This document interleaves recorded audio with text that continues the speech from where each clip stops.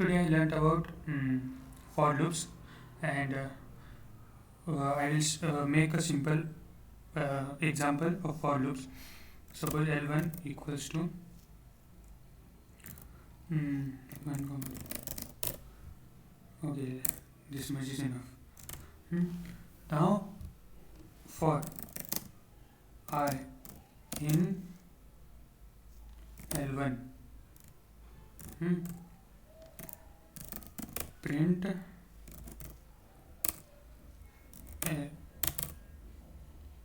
print I. This is a simple for program. It will print all the individual entries of the list. Okay.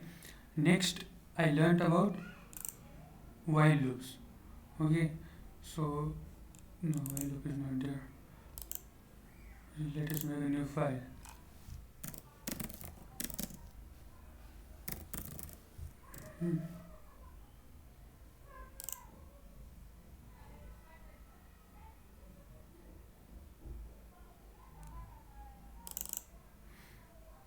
So here I have made a simple.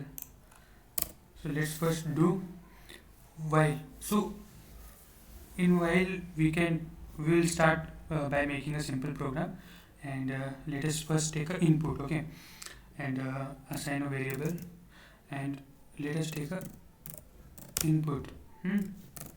Input, what should be? Write a number /n, and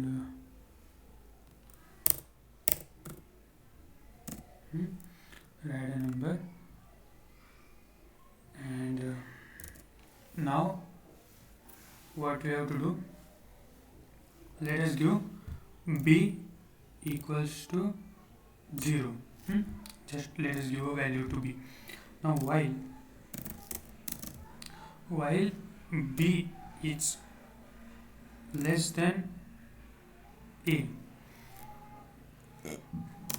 colon, print high. This is a simple while loop program, and it is an infinite loop. Okay, it won't ever stop. You can just see it. No, I want to run this one. So here you can see if I write a number, because okay, I will first show you. Okay, I did not do the type casting, so I did not do the type casting. So now write the number. You see it will never stop, because here b equals to 0. I have given the value of b equals to 0. So 0 will always be less than 45. Right. All I need to do is just add b equals to b plus 1. That's all. Now if I rerun the program, suppose how much numbers I want? 45. Now it has this. Now if I write high and here comma, what I can write? B. If I print a b, let's see. I think it has to start from 0, right? Let's see what it prints. If I write 34, you can see it is printed 34 times high. So this was simple while loop. Okay, now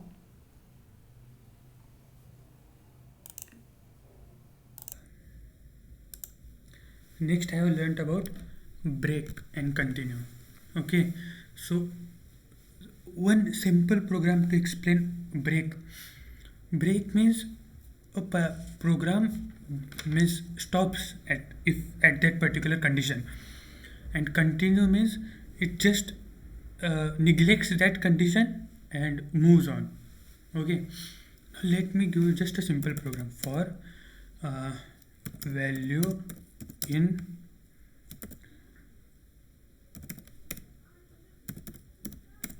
my channel name. Hmm. So for value in, there is some string I have entered. Now if I say uh, if value is equals to if value equals to v, huh? Oh come on, v. Now if value equals to v, if I write break and enter, sorry, if I write print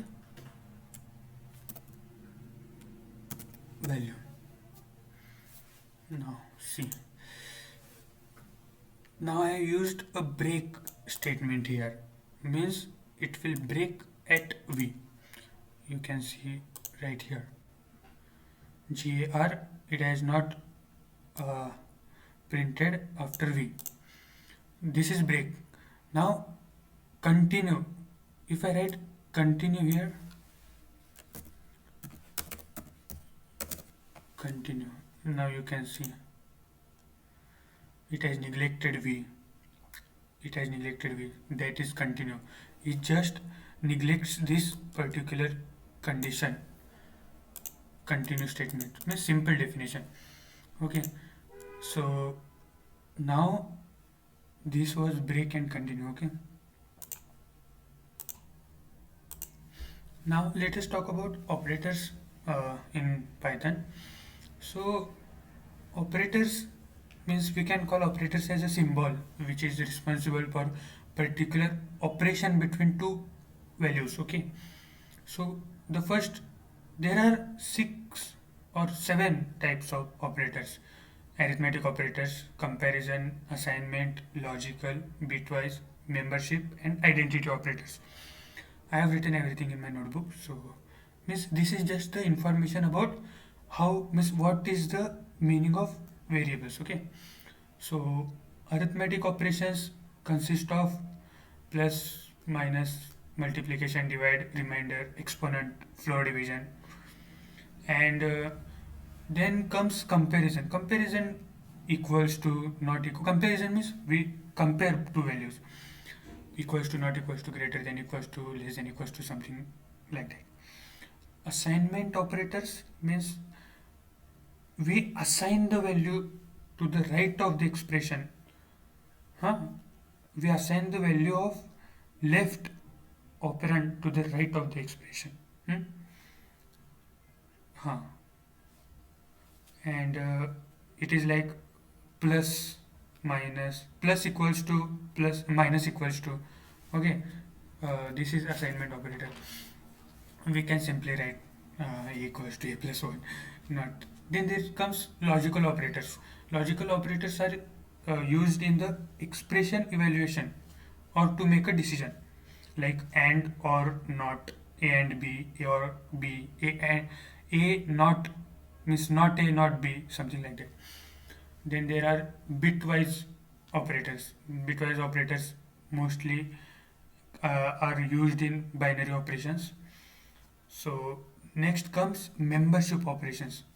Membership operations are used to check the membership of a value. Okay, inside a Python data structure, like in, not in, means something is there in this or something is not there in this. Suppose if one is not there in the list or one is there in the list, this is you, in and not in is used for this. Then identity operators are used to decide whether an value is of certain class or type. Means is one integer or one is not an integer. This is and is not is used. Okay. Now there is one important thing, that operator precedence means priority in the expression. So the first priority gets to exponent. Okay. Then everything. There is no need to remember everything, but exponent gets the first value, first priority, and that's all in operators in Python. Okay. Next, we are going to see about Python functions. There are two types of functions, okay? First is built-in functions and second is user-defined functions. Built-in functions are few functions which are defined uh, already in the Python itself, and not much detail about built-in functions because they are all defined like bool and abs, Python all, and something like that. But user-defined function, how to write? So Python gives us def keyword to define a function. Now after writing def, we have to write the name of the function. Suppose name function, this is the name of the function, and inside bracket we can write arguments or anything. hmm. Now suppose I write uh, x comma y, we can write arguments as well as uh, values. And now if I write print, and means it's like we make one function and we name that function, okay? And now in a rest program, whenever we want to call that particular function, all we have to do is write the name of the function and write the values. It will automatically call that function that is used so define that is used to define print. Suppose if I write print x plus y, hmm. and here enter, and now so this is a simple function, okay? This is a function, it has been defined with the name. Now what? Now suppose I want to call that function. Means here I have written a 400 line code program, and I want to call this function. Now all I have to do is I have to write name function, and I have to give values, okay? What is x? 10 comma 30. There seems to be some problem about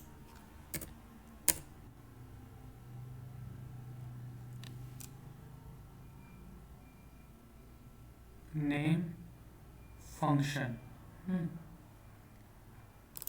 If I call name function, why is it not? Why it is? Ah, got it. Now it has to give. So I forgot to write n word, but now I have called the function and I have put the values. Now this 10 and 30 will be taken as be taken by. Now suppose if I write here, let's print x, print x, and print y.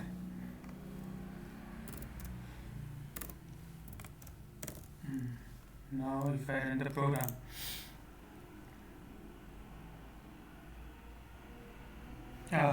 capital Y, case sensitive language. Now it will. Now you can see uh, x plus y, 10 plus 30 is 40, huh? And x is equals to 10, y equals to 30. This is simple function we can use, okay? Now if we can also use if function. Now means it has just been defined, we can write any function, means anything inside that function, okay? We can always write a function inside function. We just have to name that whole function and we can call it whenever we want in the program. Getting it? And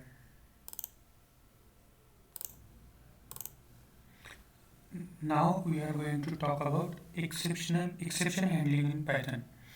Okay, suppose there are few functions like division by 0 and means undefined. So how will Python handle it? Suppose we are running a program and means if this condition occurs, then the whole program will break. But Python has a way to handle it. So there is this try, except, and means suppose means let me show you just. Let us make a function define value, huh?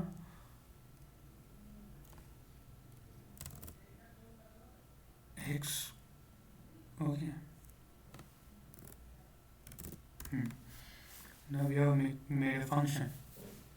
Now we can means we can tell okay try.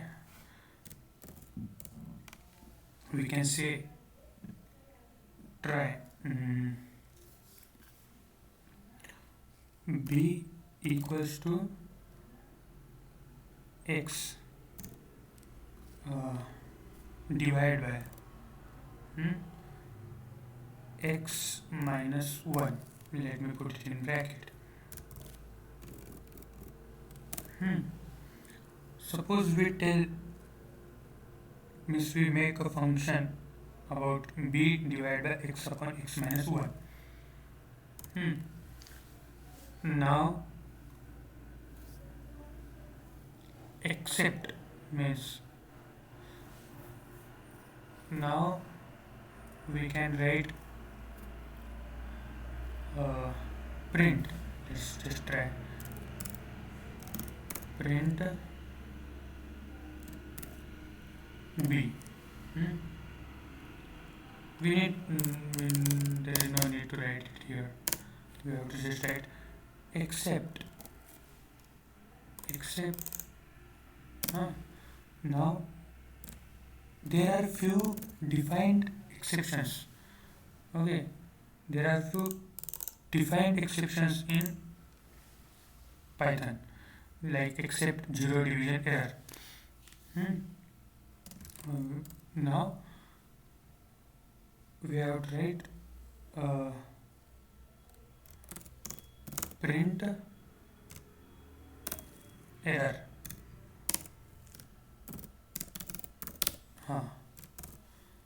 Means we are telling the function try to divide a number by x minus 1, means x by x minus 1, and if this error occurs, just print error.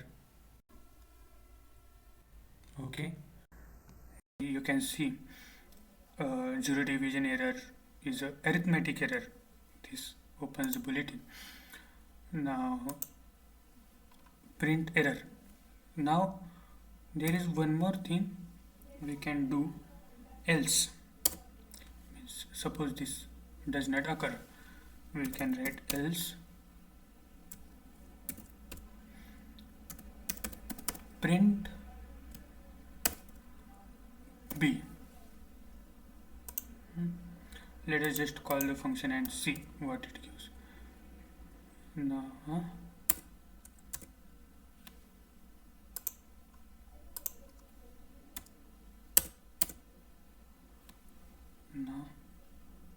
if I write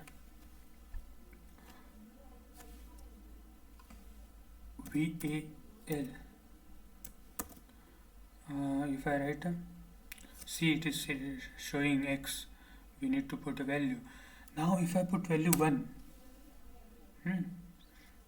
and if I put value, now just let us just put value 1 and see what it will show. Oh, not these functions, we have to run this function. Error.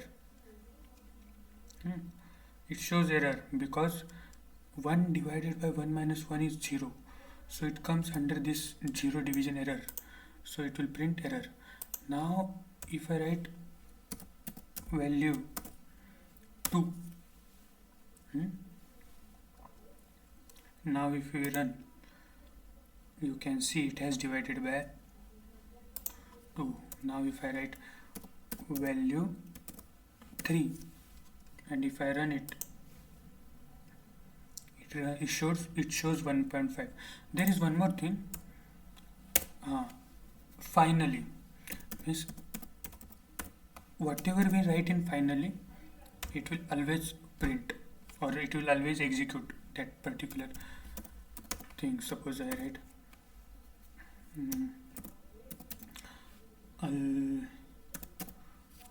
always. No, let us try. Let us write